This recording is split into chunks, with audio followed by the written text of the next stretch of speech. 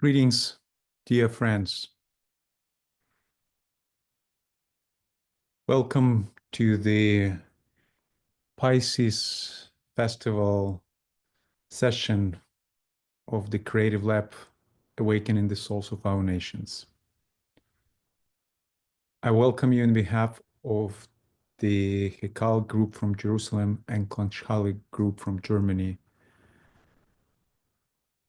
who've been holding the space of the Creative Lab on the 2025 Initiative platform for many years. Thank you for joining us.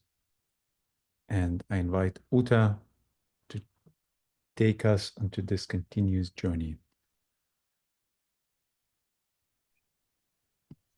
Thank you, Alexander, and the whole 2025 initiative. And welcome everyone to this Pisces session. In our nation's lab, we are spiritual students from many different nations that are coming together every month as a council of elders in training. And here we are practicing the skills of world citizenship,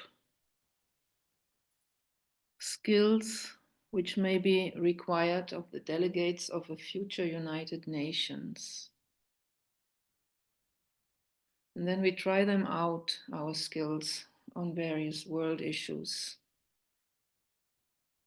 And today, Pisces, closing of a cycle, we dedicate this session to readying ourselves for the Centennial Conclave of our spiritual elders in the ashrams, going over some of the material covered in the meditation, just embodying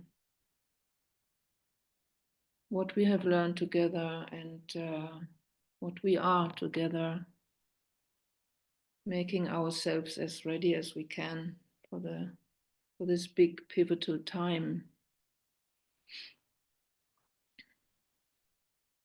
During the last conclave, which was 100 years ago in 1925, one of the new impulses which hierarchy decided upon to initiate was the seeding of a world group, the new group of world servers.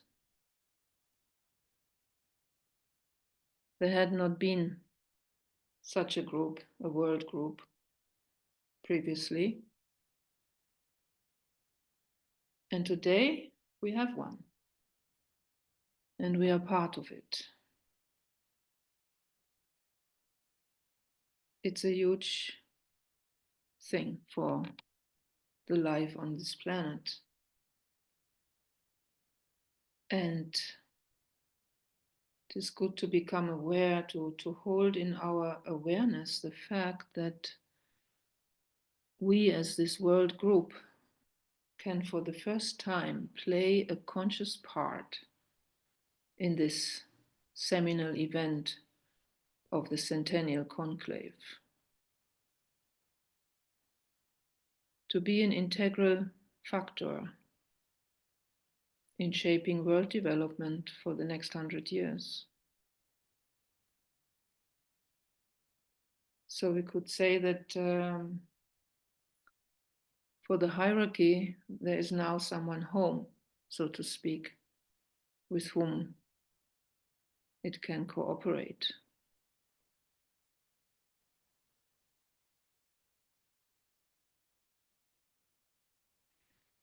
And DK said that the senior hierarchical workers who have been so long out of incarnation may very well make use of the incarnated disciples when they act as their eyes. And we would like to share a very pertinent quote from Dinah 2, page 391.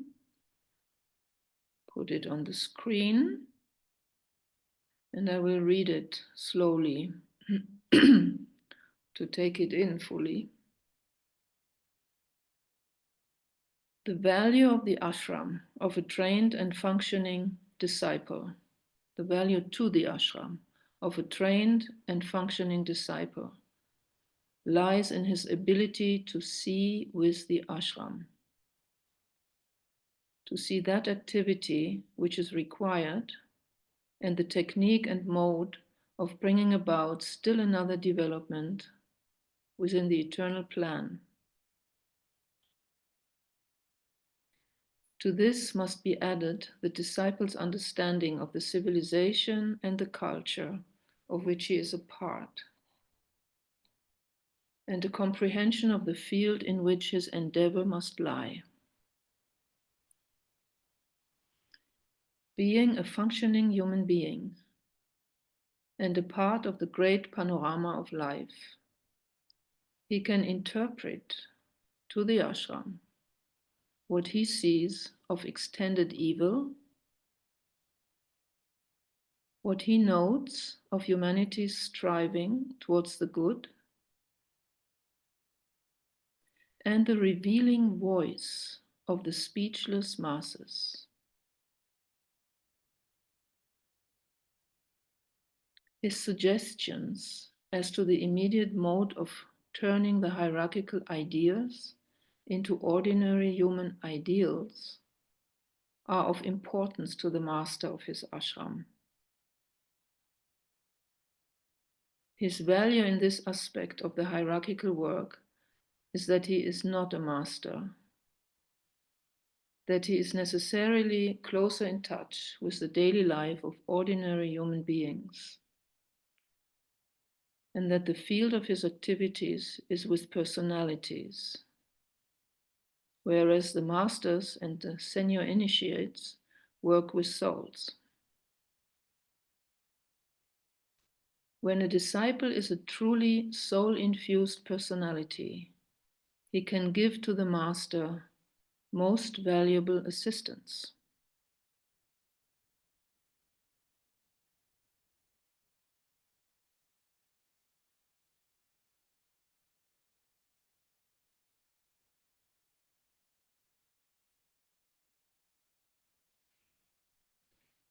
And from this we can extrapolate that the planetary group, when it is self-aware and soul-guided, can be of effective relevance in the hierarchical plans.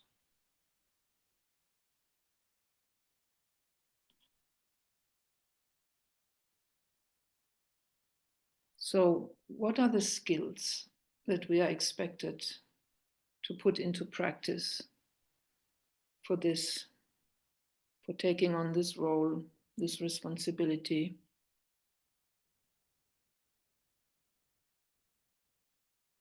Apart from the ongoing basic practice of disidentification, harmlessness, love for humanity that we practice all the time, let's focus on two skills which seem especially crucial for our being of use to hierarchy during this conclave time. The one is telepathic sensitivity.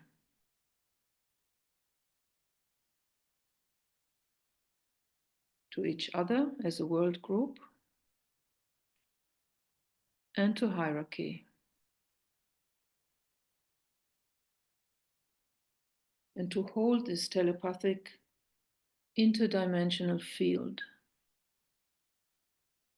as perceptive as we can and as stable as we can.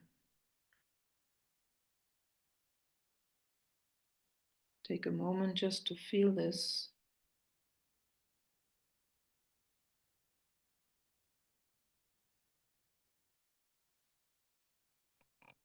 And the other skill is discernment.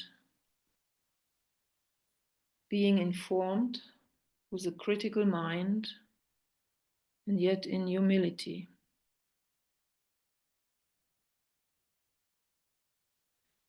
And we all know that this is a delicate balancing act. DK tells us that at our stage of development, we cannot expect to have a really clear vision on contentious issues, loaded issues. So we must remain humble. And we need to rely on each other also, to be ready to listen carefully to each other, especially to those of our colleagues who might have an opposite understanding of the world situation. Our own individual view is partial, so we must remain on our toes. On the one hand, we do have to trust our inner sense of rightness. It's the compass that leads us forward. And at the same time, we need to hold our opinion lightly, because at any moment, a new incoming information could widen our view and bring added understanding.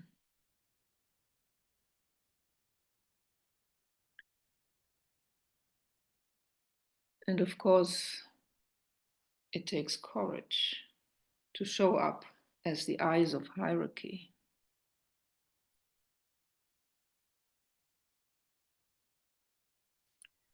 If we really take up or take on this weighty responsibility, while we are, of course, very aware of our shortcomings. If we do that, if we show up, we will be taken into account by hierarchy at this important time.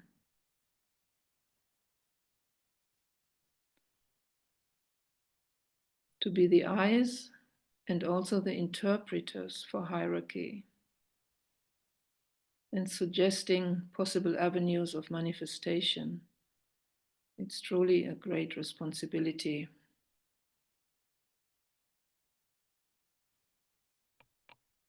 And perhaps we can say that our council chamber is such a place in which we can contribute. We can try out, learn together to modify and adapt the plan. Let us take a moment to take this in.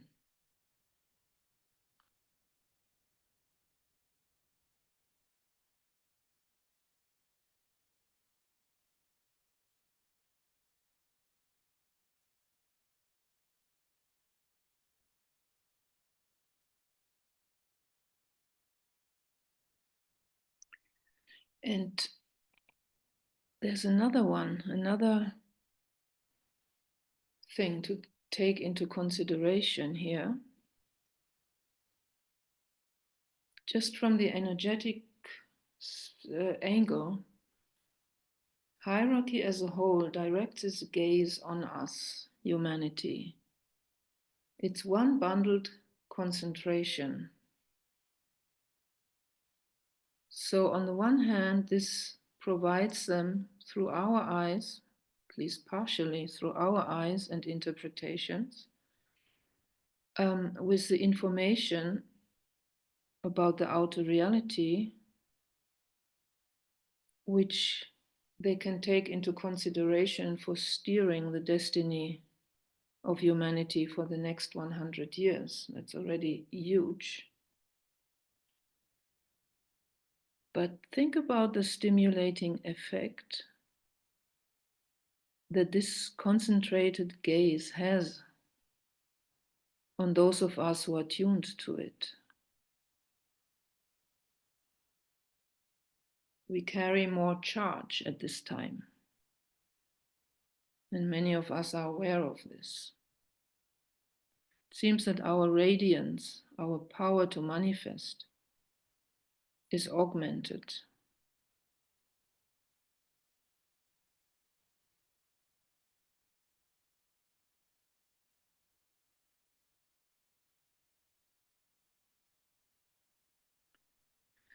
So when we are now convening in our council chamber in meditation, let's bring all of this, all that we have learned as elders in training, bring it all together, hold it all together, bringing it to the table, so to speak, and girding ourselves for playing our part.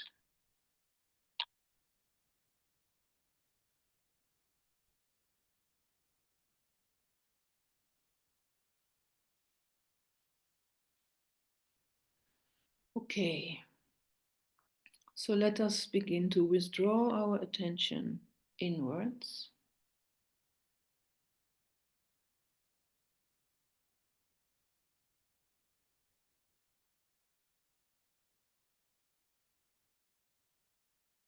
Touching base with our inner stillness.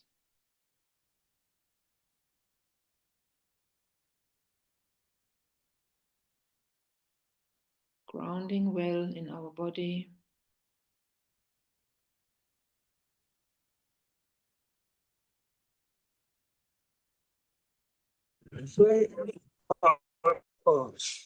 Breathing with the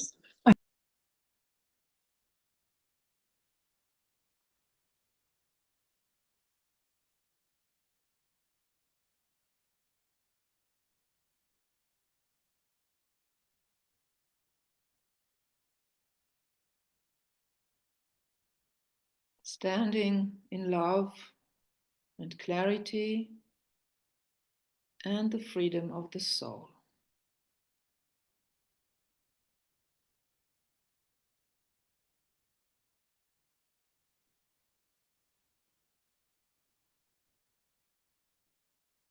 Raising our vibration now and stepping consciously with intent into the capacity of an elder in training on behalf of humanity and the planet. Taking a moment to embody this function.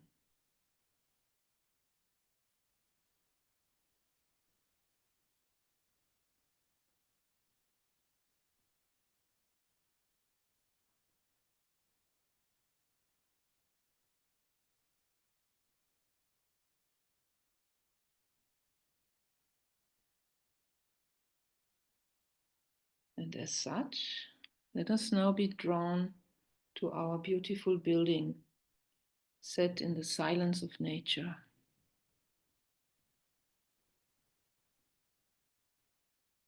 To our council chamber of elders in training, our creation during a number of years.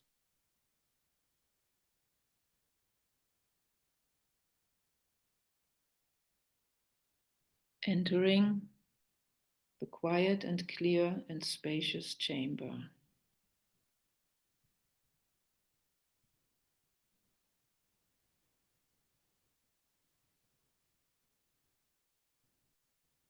This atmosphere of purity and geometrical harmony.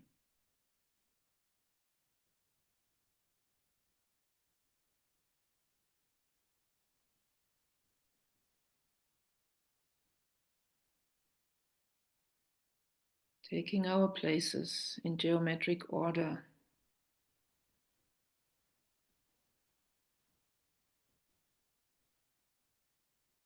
And let us visualize delegates from all nations being with us, from all continents.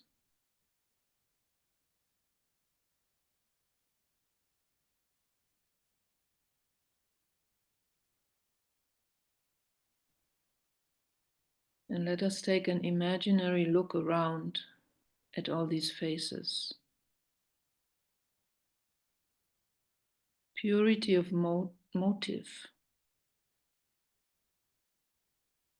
radiates from them. We all have different outward appearances, yet the same wisdom shines through our eyes.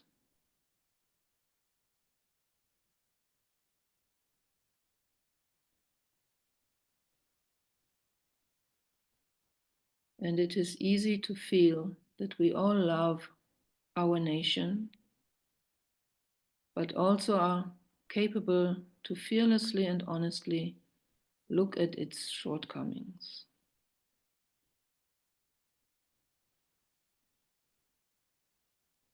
Let's savor this moment of being part of the rich diversity present in the chamber, and the maturity and integrity that we hold as planetary elders in training.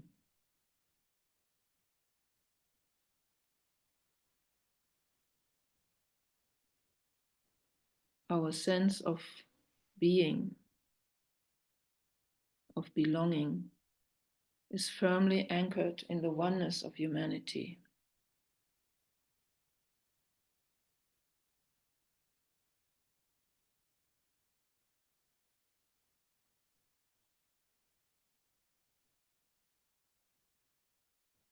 Let us ease into the breadth of vision and consecration of heart which we share.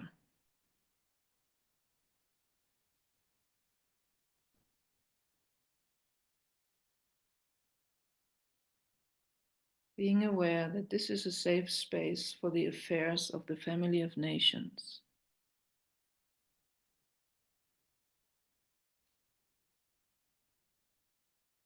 So let now a focused silence settle on the chamber.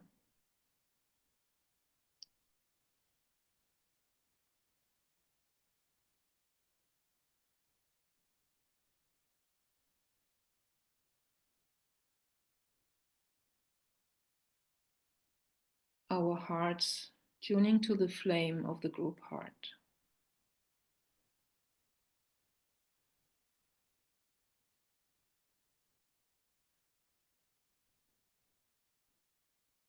Our minds synchronizing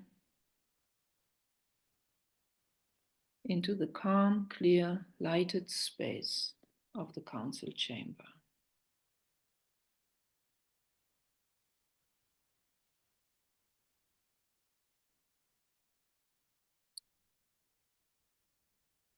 It vibrates to the rate of the ajna center of the planet.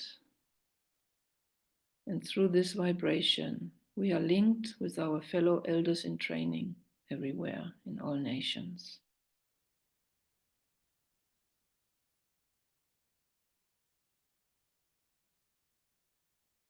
Taking a moment to just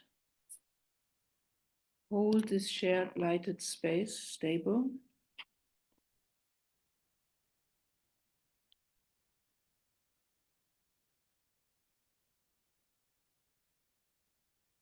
And be aware of 4 great Deva beings helping us to do so.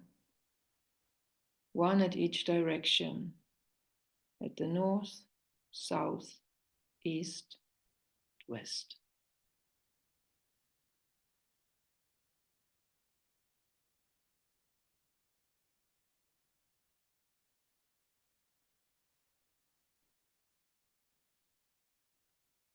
Gearing now our receptors gradually, gently towards the spiritual hierarchy of the planet.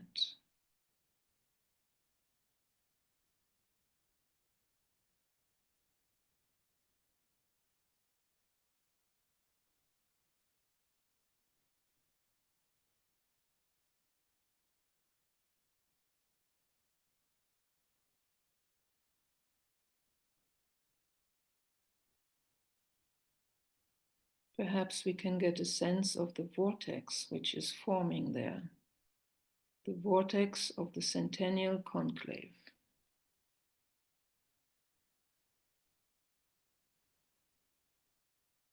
visualizing the different ashrams assembling together their consciousness into one focus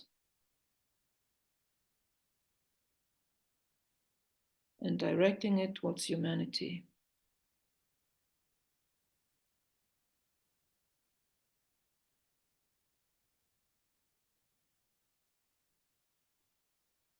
Let us tune into this potent force of the concentrated ashramic attention.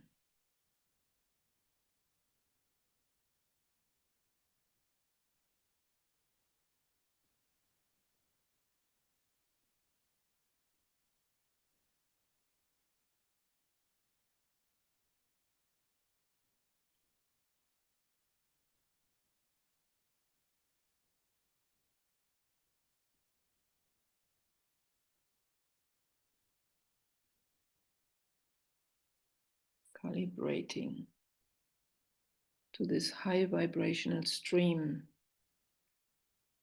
of which we are invited to be a part.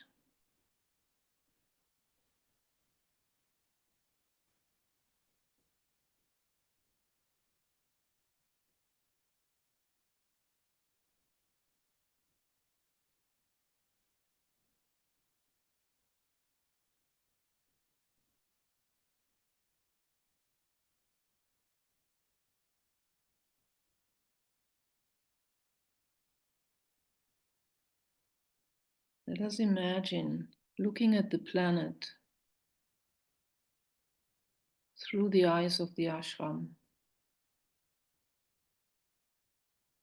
seeing with the ashram.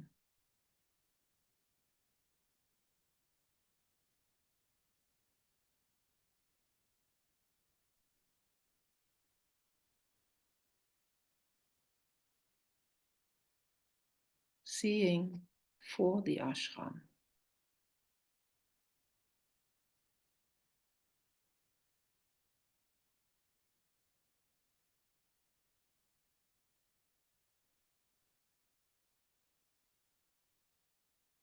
And as DK asks us,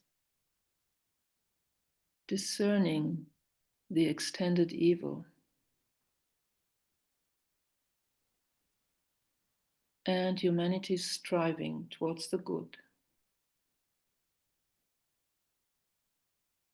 and the revealing voice of the speechless masses. Let us take a few moments for this, seeing with the ashram.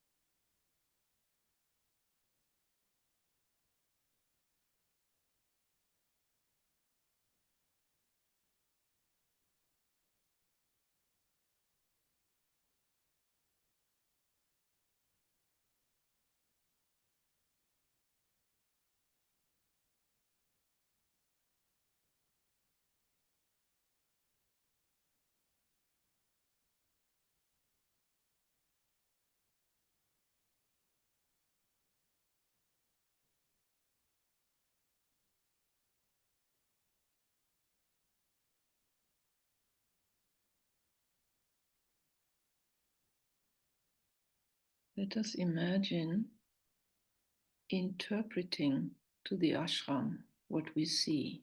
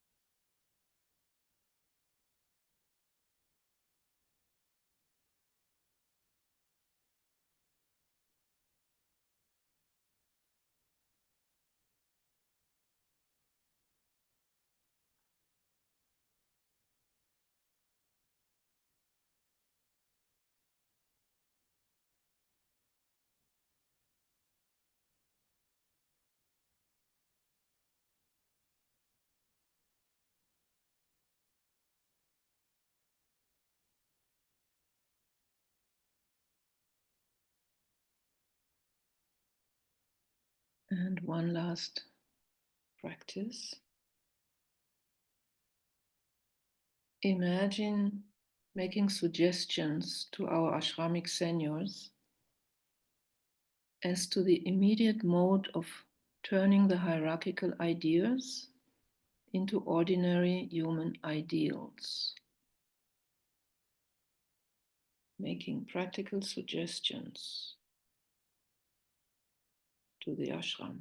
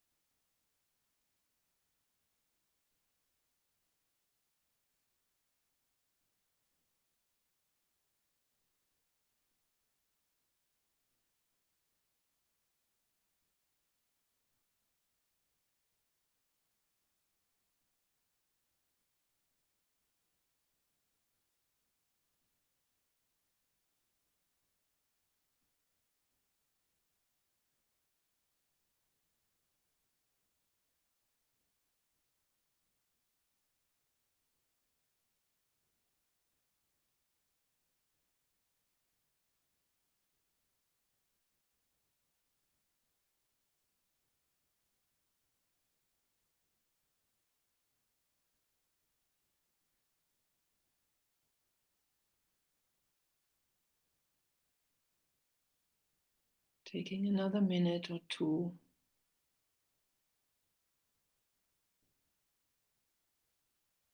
for trying out fulfilling this function.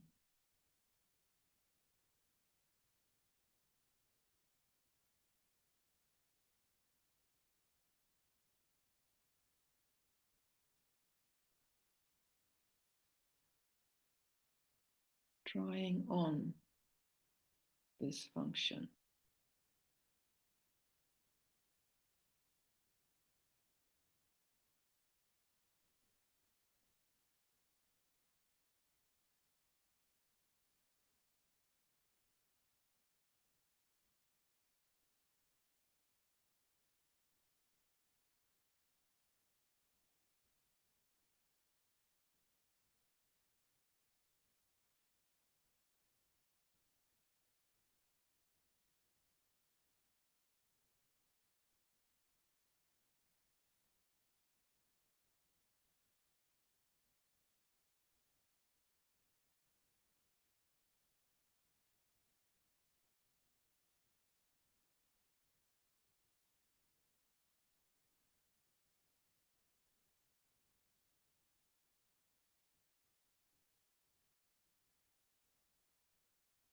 And gently let us now relax the high focus,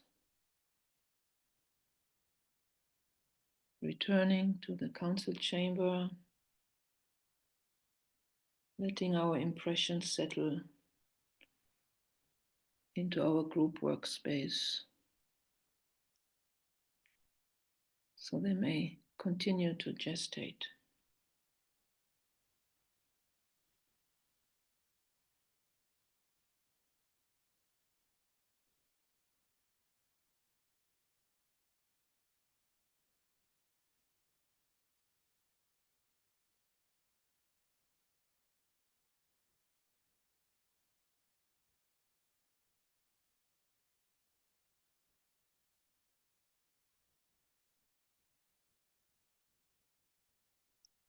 And when we're ready, we come back to our personal grounding.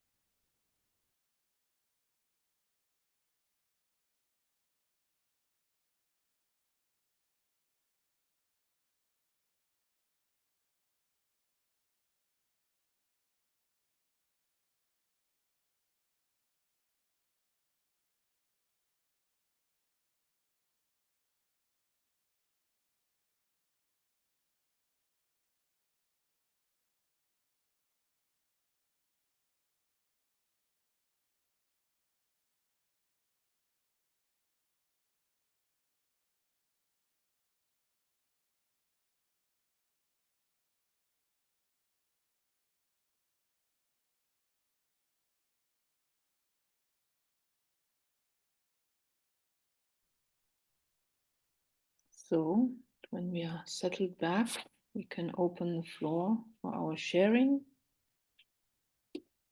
In this Pisces session, perhaps we can concentrate on our own experience, not so much perhaps what we see in the world. Can wait for next month, perhaps, but to share about what it means to take on this function and how does it feel? What are our experiences with this? Coming into much closer cooperation with hierarchy.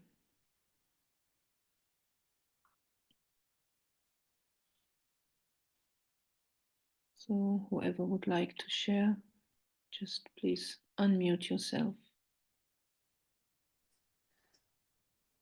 I can share. This is Deborah from the US. The idea of being eyes for the hierarchy to see details about life on Earth as humanity with humanity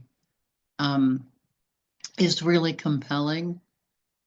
And the idea that we are then interpreting humanity to hierarchy and kind of threshing out what some of the most important needs may be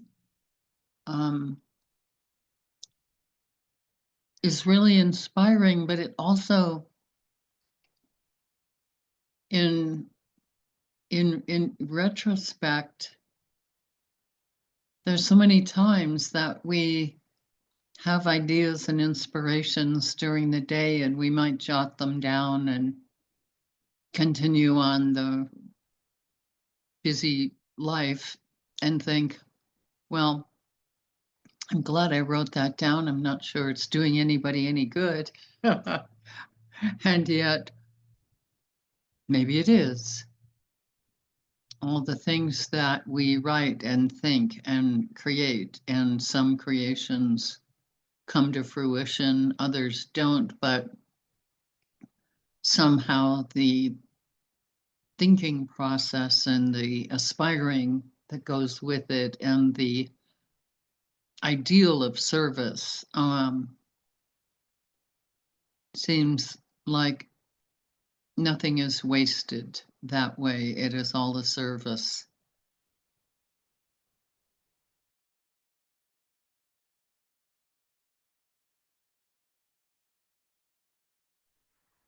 I would be happy to add to what Deborah said, that my impression is very similar to that. I just returned from a cruise and felt a little guilty about going on my cruise because I thought it would be interrupting my work, quote unquote, my spiritual work. But I realized that, we've been studying, especially lately, that all is one. We are all one, everything, all humanity, all of creation, and that everything we do is in service. And I realized as I was on the ship and on any excursions that I took in ports that there's a light in every individual. And even in traveling and enjoying life, being kind to one another along the way, we are in service. And that, we aren't to judge. We need to be careful about staying in our caves and shutting ourselves off in isolation, because we are all one in everything that everyone is doing. Even, I think, even to some degree, those who are doing evil, but I didn't see any evil, for the last week. Everyone was kind and courteous and loving, accommodating. And one other thing, I was in a craft session where we embellished a Mardi Gras mask. And during the meditation, that mask emerged, and the building and the embellishment, the sparkles, the adding the sequins and the glitter and the feathers and the strips of ribbon that, represented to me the decoration of the soul, the decoration of humanity, the illumination of humanity. That's what we're doing. We're manifesting that decoration.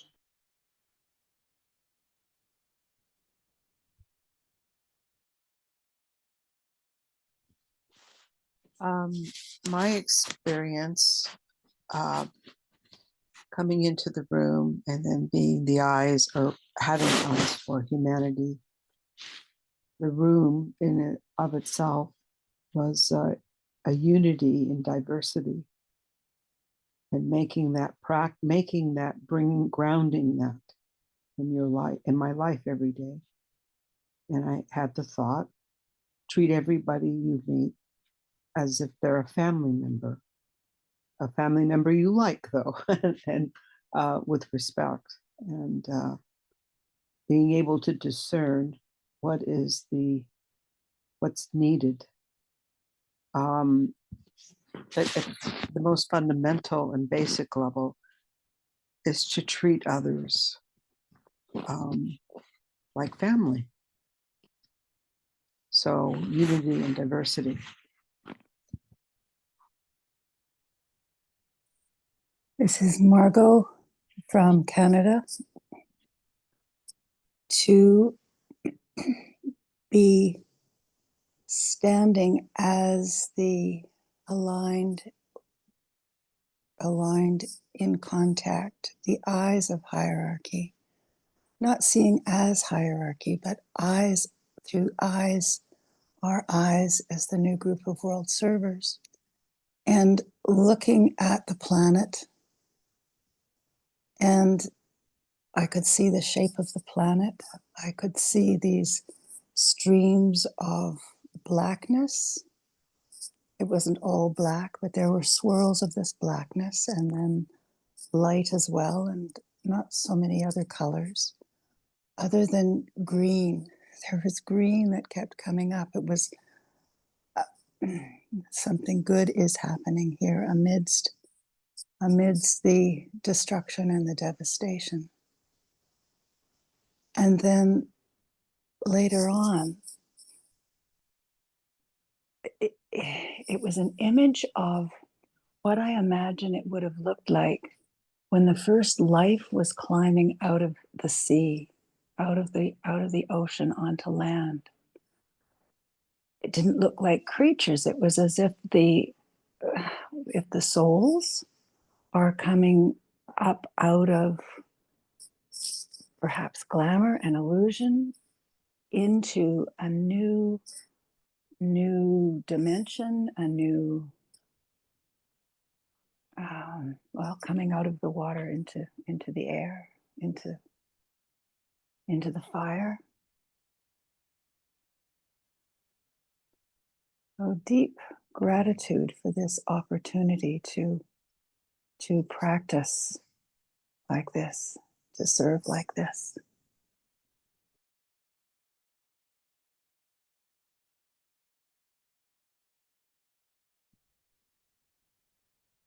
I had a sensation that I'm going to attribute to the heart of the hierarchy. It wasn't about seeing humanity, but it was feeling humanity.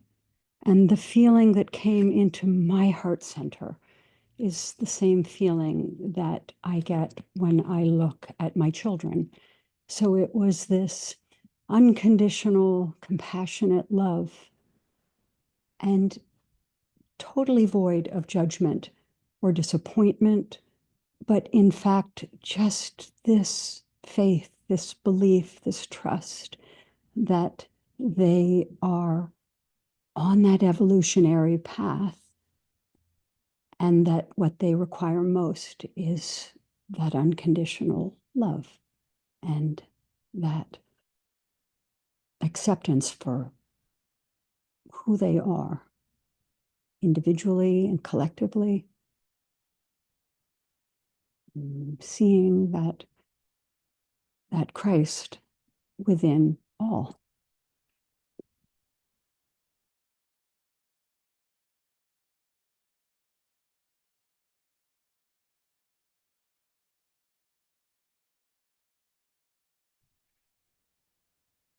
I'd like to share, Uta, that some of the things that you have envisioned with us as hierarchy and training, in fact, are happening now. I have been holding the United Nations and the energy and the plan and the conclave, all of those things in sacred space for quite some time, certainly since before Capricorn. And recently, the idea of the energy of the conclave and the idea that the United Nations was birthed by an impulse 100 years ago, the recognition is, what is that impulse going to be like this time around? Because certainly it's clear that it will be impulsed once again, and that we as the new group of world servers are supporting that impulse. And as you say, being the eyes of hierarchy, if you will, but more specifically than that, being able to work with the energy of the Shambhala force.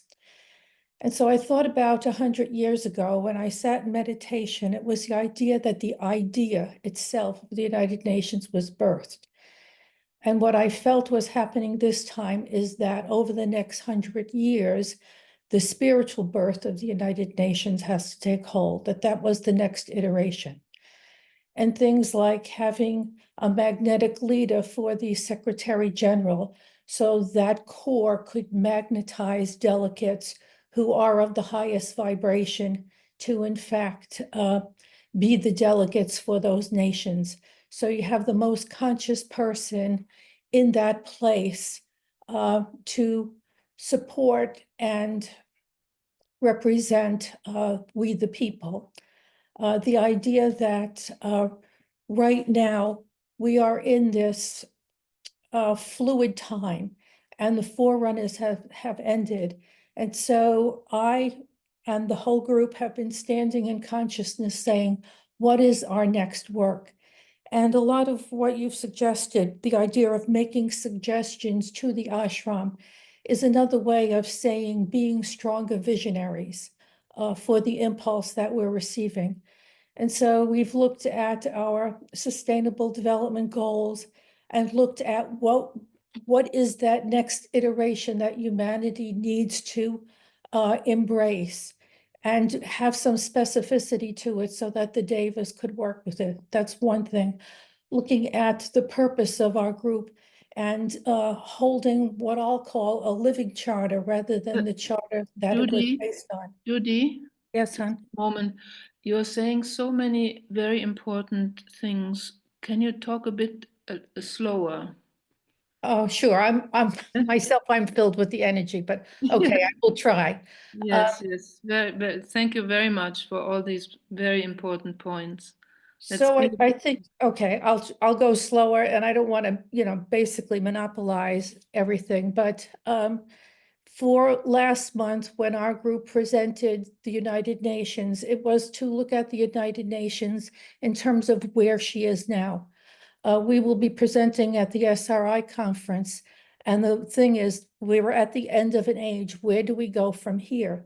So we have been sitting with the idea of where our group has grown and where we have been a support to the United Nations over the past 6 years.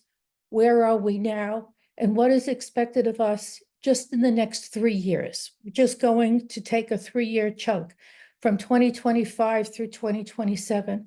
What is our role as we hold and support the energy of hierarchy coming through this Shambhala force to support the United Nations? So in standing in that energy of where do we go here, and we've been meeting as a group before our meditation for the last number of weeks to really look at that next iteration. It's these ideas that are coming through that we are in fact doing it now. It is not a projection for the far future. And it's the idea of being stronger visionaries. The idea of really understanding what 1, 2, and 7 collectively looks like, which really is the hierarchical governance of the Manu, the Christ, and the Maha Kohan. And understanding that the next iteration for the United Nations is really to birth itself spiritually, beyond the idea of just its birth as a concept or a 6th ray ideal, and making it manifest in the 7th ray. So that to me is the work of it over the next 100 years. And so we were looking at where we strengthen our own meditation to begin that work. What are we being charged to do? And one of the things was the idea of sealing the door where evil dwells, which is what you brought up. We're adding that as part of our meditation. We're looking at how to do it concretely in the areas of glamour, maya, illusion, to be able to break through some of those barriers that are blocks in the United Nations. I mean, I could go on, but I will say what you're sharing and what you're envisioning, in fact, we are being charged to do now. Thank you.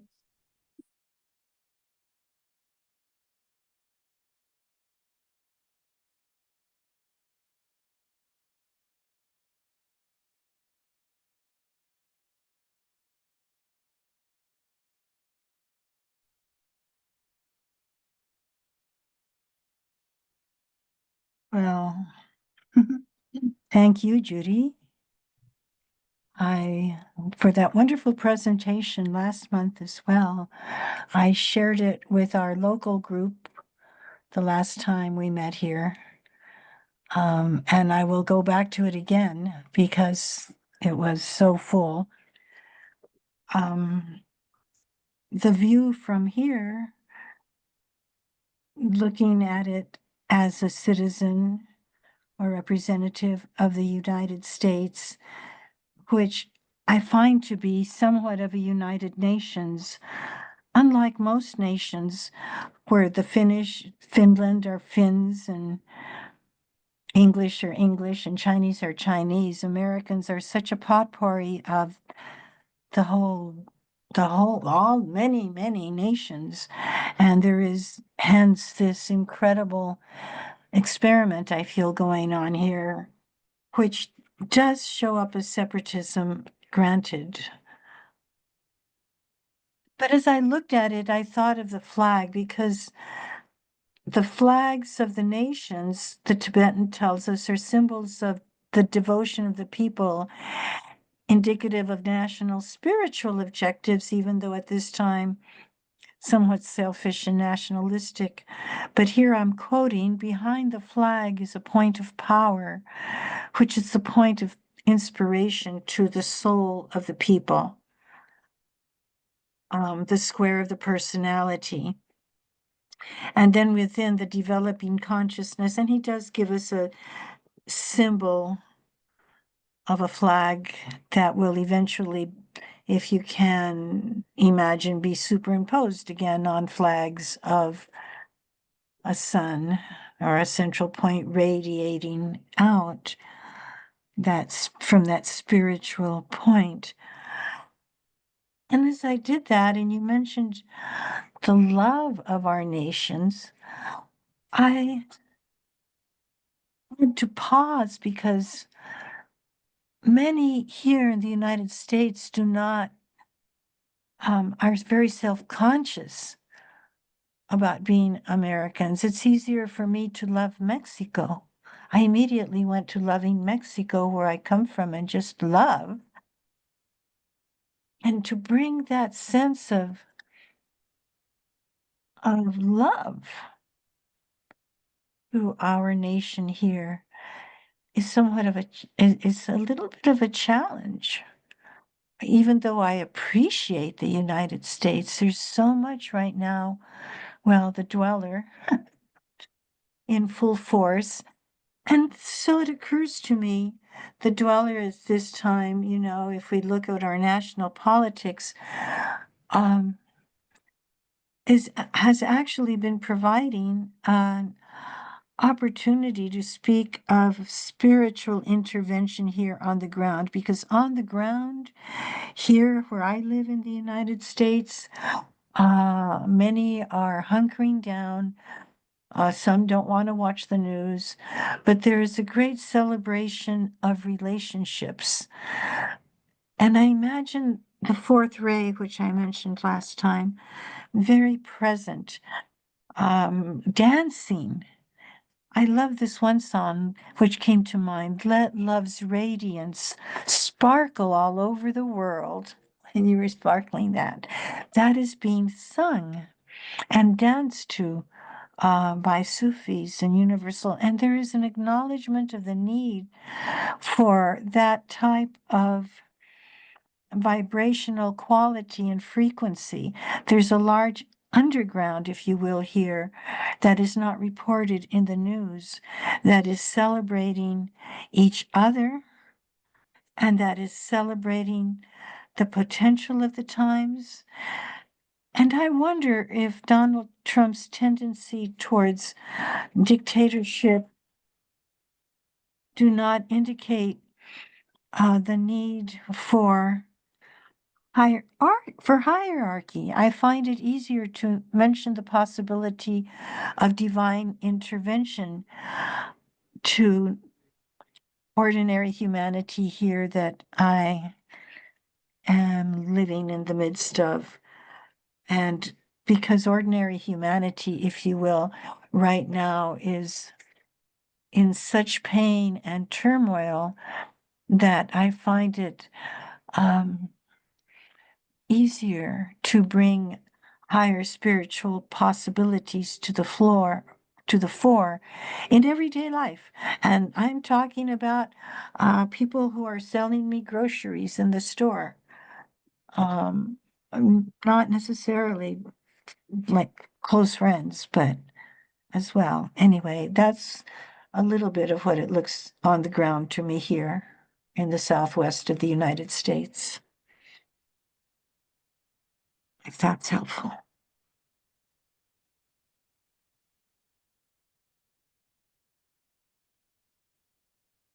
This is Barbara from the United States. And I think it's an important moment to reflect on really what is working well, what is evolving, and where that evolution is taking us. And to bring some celebration to that. So I think that if the geometry of what is working well solidifies, it'll be much easier to close the door where evil dwells. And if we find the geometric harmony of what is the best of happening at this time and take it to another octave, we have then a very coherent movement into the fifth kingdom of nature, of the divine human in synthesis and collaboration with the Devic plane.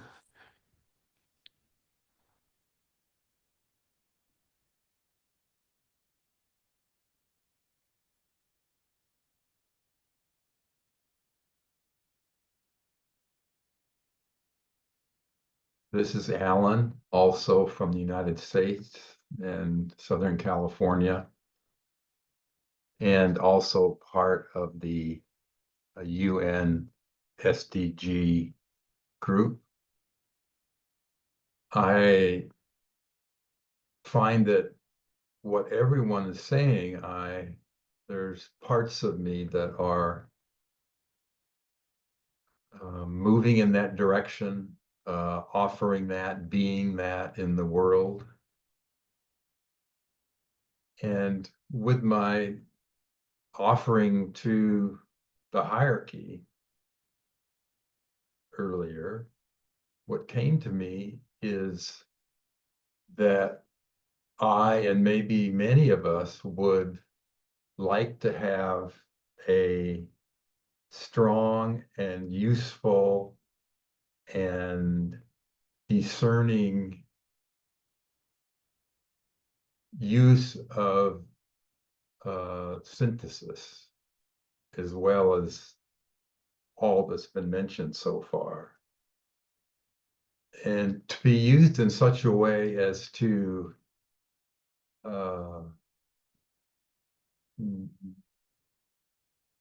bring out, notice polarities and huge differences. In the United States now, it's quite easy actually to see that. And to wield the energy of synthesis brought here from out of our solar system just for humanity's use and the hierarchy's use, to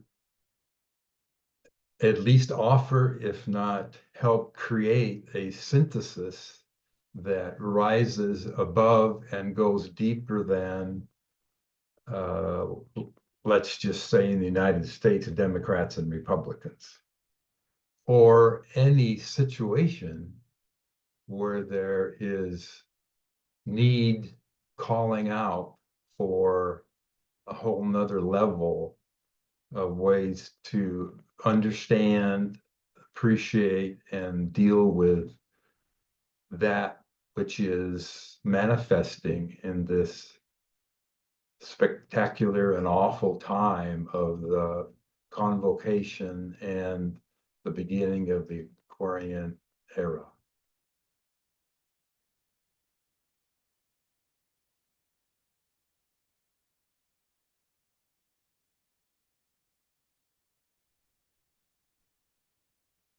This is Jonathan in Portugal.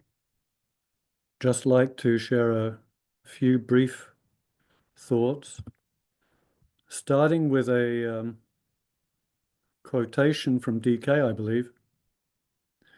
You must realize that when next the Christ takes form, human form, it will not only be an embodiment of the love, wisdom aspect, which will be combined in one human form, but also an embodiment of the divine will aspect.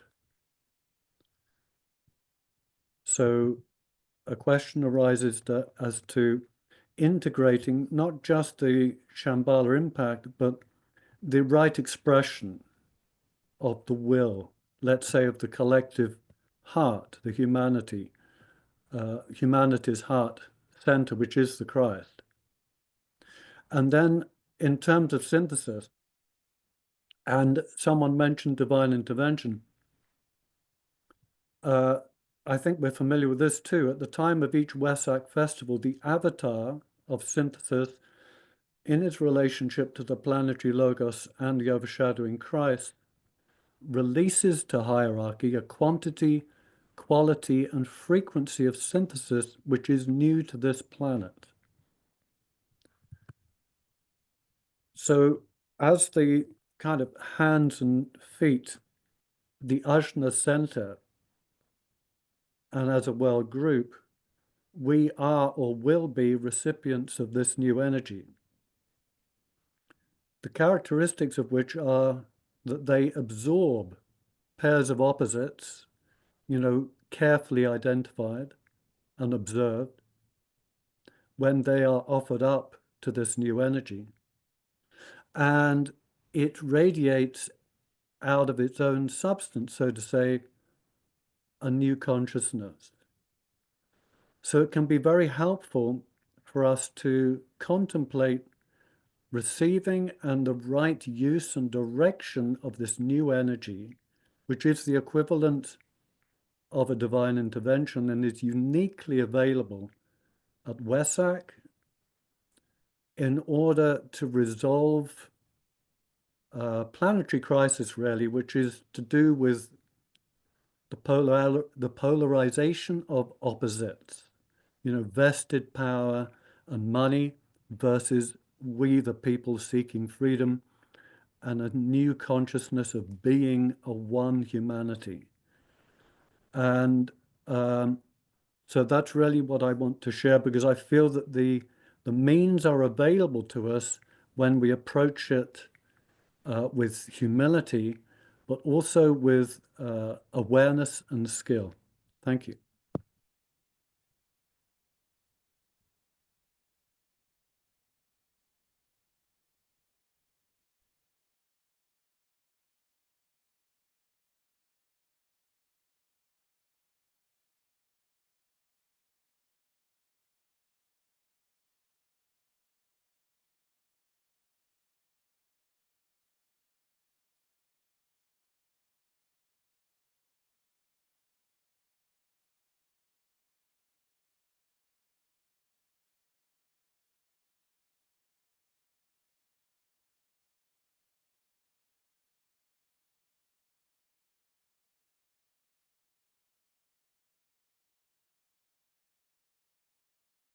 This is Alexander from United States and Ukraine.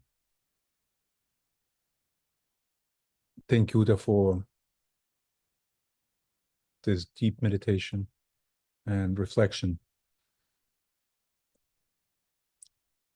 During the meditation, when we were visualizing us in the council chamber, this beautiful image and symbol that you offered us to recognize that despite of our appearances, we recognize the radiation of the eye. So I don't remember the exact wording you used, but then I realized that something is off in that image. And what came to me is that in that state of consciousness that we call the council chamber, we don't have appearances. Where they're not like personalities in our physical bodies. It's but we have a presence, we have identity, and we are there as souls.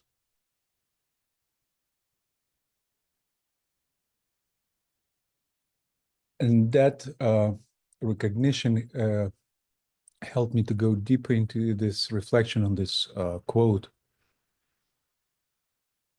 which I read before and reflected before. And it's quite a powerful invitation for all of us. And yet what I see and what I recognize is that it's not about our personalities. It's not for our physical appearances. The key word, as I see in this passage, is that integrated personalities, soul-infused personalities. And so the same as when we do our individual meditation, we are tasked to silence our mind and to become soul-focused, focus on the soul and be in the observant state. The same thing probably is this: to be eyes for the hierarchy implies the same mode of being. It's not about our personalities interpreting events of the world and communicating them to the hierarchy. It's about being aligned in the hierarchical meditation and being a channel through which the hierarchy can perceive happenings of the world. I might be wrong or maybe partially right, but that's a thought. It's not for our brain interpretation of the world events that the hierarchy wants. It's for us to be soul-focused and soul-integrated personalities through which they can observe and recognize happenings of the world. This is Alexander, Margot. what you say seems to reflect what Jonathan said, that we use humility, awareness, and skill.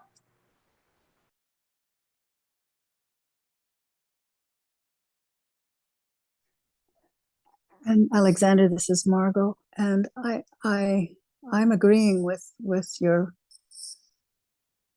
what you just said in terms of when eyes are eyes of the soul, yes, or the personality, but the field of the one soul that we are, this group that we are, to have that as a clear lens.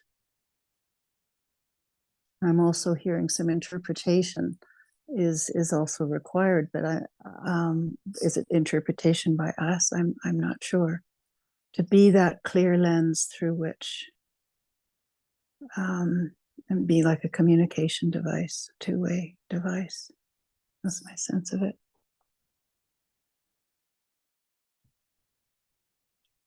Yeah, hi, this is Helen from Israel. Uta, thank you for this meditation. So deep and so high and so special.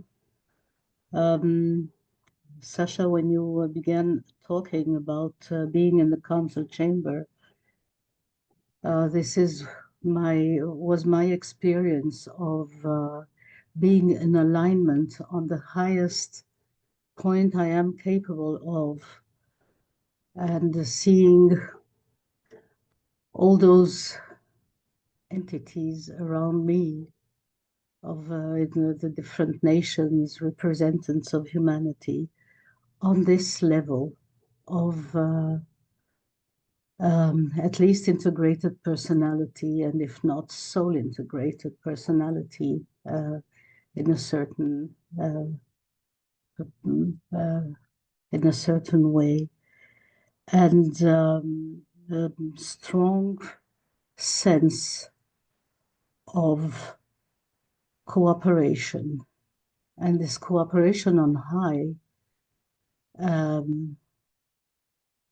was very significant for me, because it also came together with the cooperation with devas. So I felt merging with humanity, with on the way through the Antakarana higher up, and also on the horizontal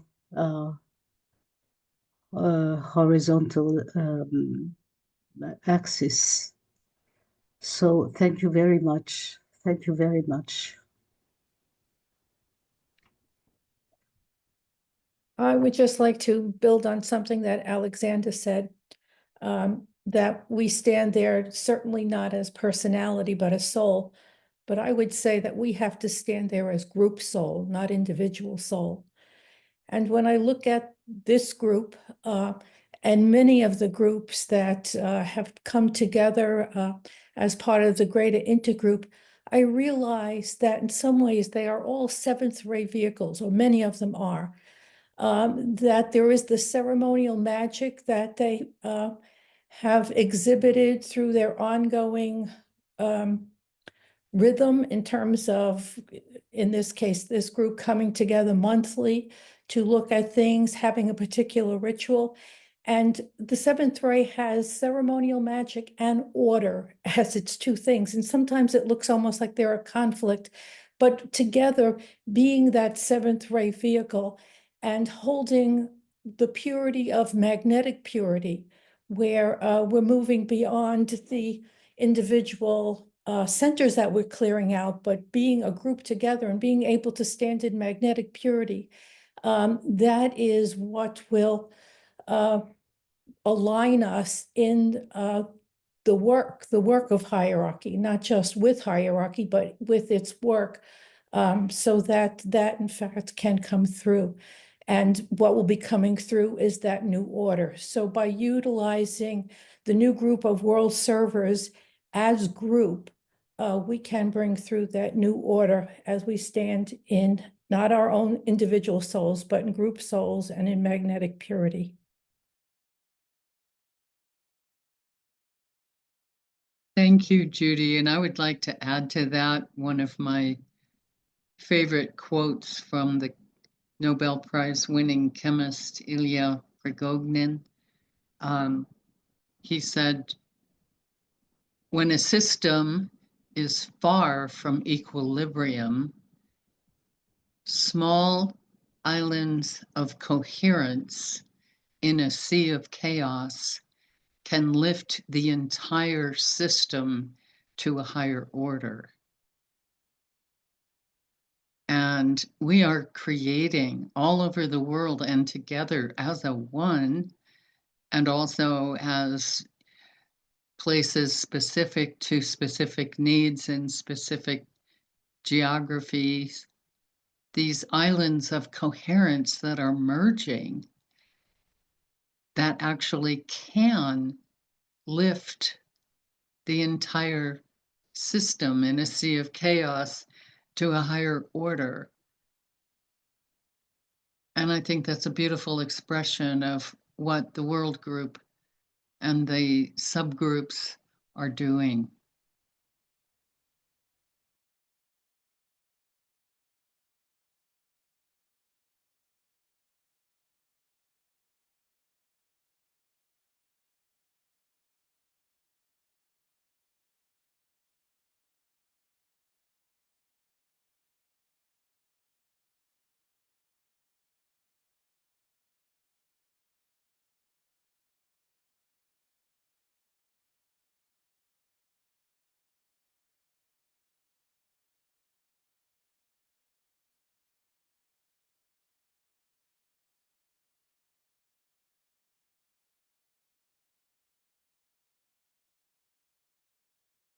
Would direct our attention to a entry in the chat box from Michaelina, who shares, I don't speak English, but would like to share her experiences for almost 2 months now in the morning meditation. At the moment she recites the third part of the great invocation, sees all the ashrams of the masters lined up with the masters moving towards a great crystalline sun. It is an image that accompanies me every morning, and I feel an infinite joy and the need to manifest during the day the joy I have received wherever I go, and to radiate this joy over the whole earth, over all nations indiscriminately.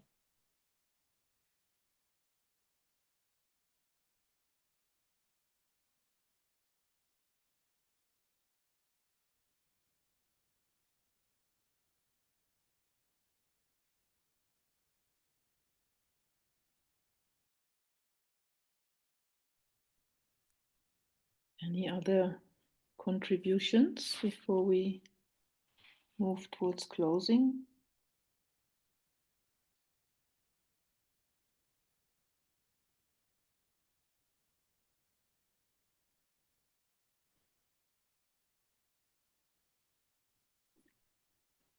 Yeah, so thank you all. Lots to be explored. For me, what is very inspiring is to together develop these skills, explore them and develop them.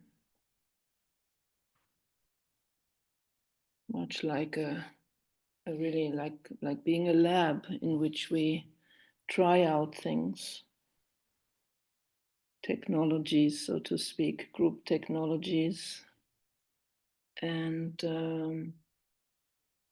understand more and more of how we can cooperate with hierarchy.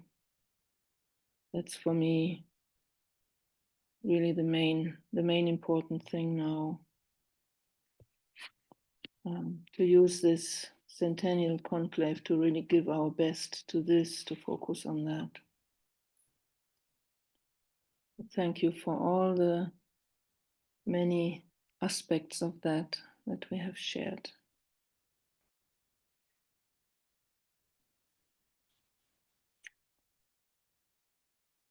Okay.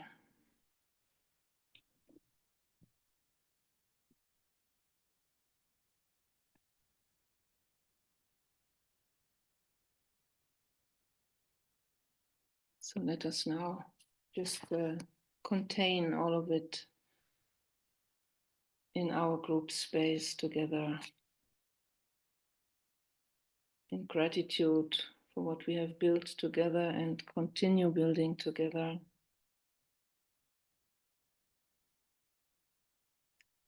And let us retain all this richness in our group workspace for further absorption, transmutation, and radiation, and solidification.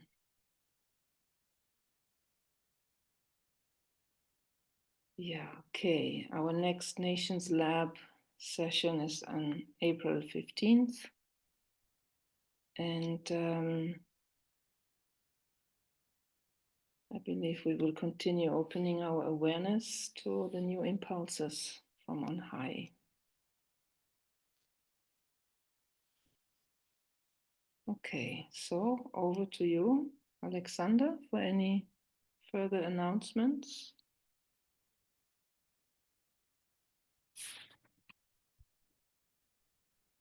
Thank you, Uta, and thank you, friends. We're entering now the period of the solar festival of Pisces, and as always, let us continue holding our togetherness, aligning telepathically, horizontally, and vertically, and holding our place on the periphery of the great ashram. And as always, there are many meetings that are happening around the time of the full moon. I invite you to join the meetings organized by the 2025 initiative. You can see on the screen. But also please share about events organized by your groups.